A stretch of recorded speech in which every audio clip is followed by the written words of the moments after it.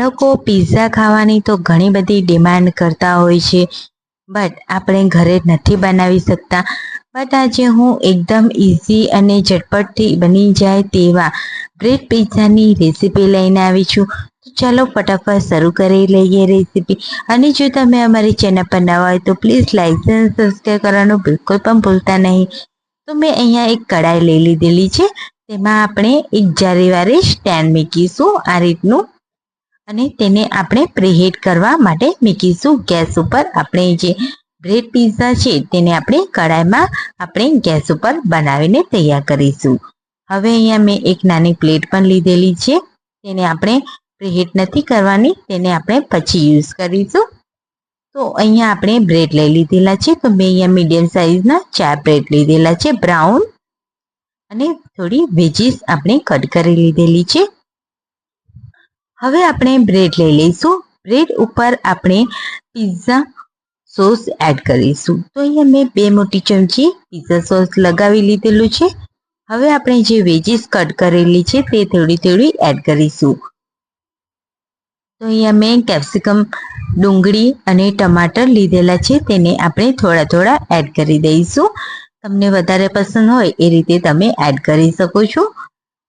અહીંયા મેં ટમાટર, ડુંગળી અને કેપ્સિકમ એડ કરી દીધું છે. અહીંયા હું લઈ રહી છું પ્રોસેસ ચીઝ.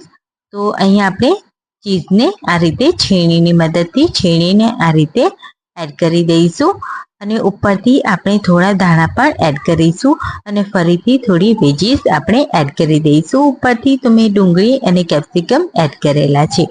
હવે આપણે જે કઢાઈ મૂકેલી છે પ્રીહીટ કરવા માટે, તેમાં આપણે બ્રેડ પિઝાને આપણે ડીશ ઉપર મૂકી દઈશું કઢાઈમાં, અને ઢાંકણ ઢાંકી દઈશું. હવે આપણે બીજો પિઝા બનાવીશું. તેને હું તવી પર બનાવી રહી છું. તો તવીને તેલથી ગ્રીસ કરી અને બ્રેડ પિઝાને મૂકી દઈશું ઢાંકણ ઢાંકી, અને તેને 2 થી 3 મિનિટ કૂક કરી લઈશું. તમે જોઈ શકો છો અહીંયા આપણે તવા બ્રેડ પિઝા તૈયાર થઈ ગયો છે. હવે આપણે કઢાઈમાં જે પિઝા આપણે મૂક્યા હતા તે પણ આપણે ચેક કરી લઈએ. તો તમે જોઈ શકો છો એકદમ સરસ એવું આપણું ચીઝ છે તે મેલ્ટ થઈ ગયું છે, અને અહીંયા આપણો બ્રેડ પિઝા રેડી થઈ ગયો છે. તો તેને ઉતારી લઈશું, અને એ જ રીતે આપણે બધા પિઝા તૈયાર કરી લઈશું. તો સર્વિંગ પ્લેટમાં આપણે સર્વ કરી લઈએ. તો તમે જોઈ શકો છો કે અહીંયા આપણા બ્રેડ પિઝા તૈયાર થઈ ગયા છે.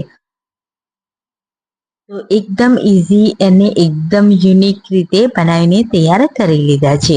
હવે આપણે ઉપરથી રેડ ચીલી ફ્લેક્સ એડ કરીશું, અને અહીંયા હું એડ કરી રહી છું 1 ચમચી પિઝા ઓર્ગેનો મસાલો. તો આ રીતે બંને મસાલા આ રીતે ઉપરથી એડ કરવાથી તેનો ટેસ્ટ છે તે બહુ જ મસ્ત આવે છે, અને પિઝા છે તે ટેસ્ટી લાગે છે. તો આજની રેસીપી તમને કેવી લાગી ફ્રેન્ડ્સ, મને કમેન્ટમાં જરૂરથી જણાવજો.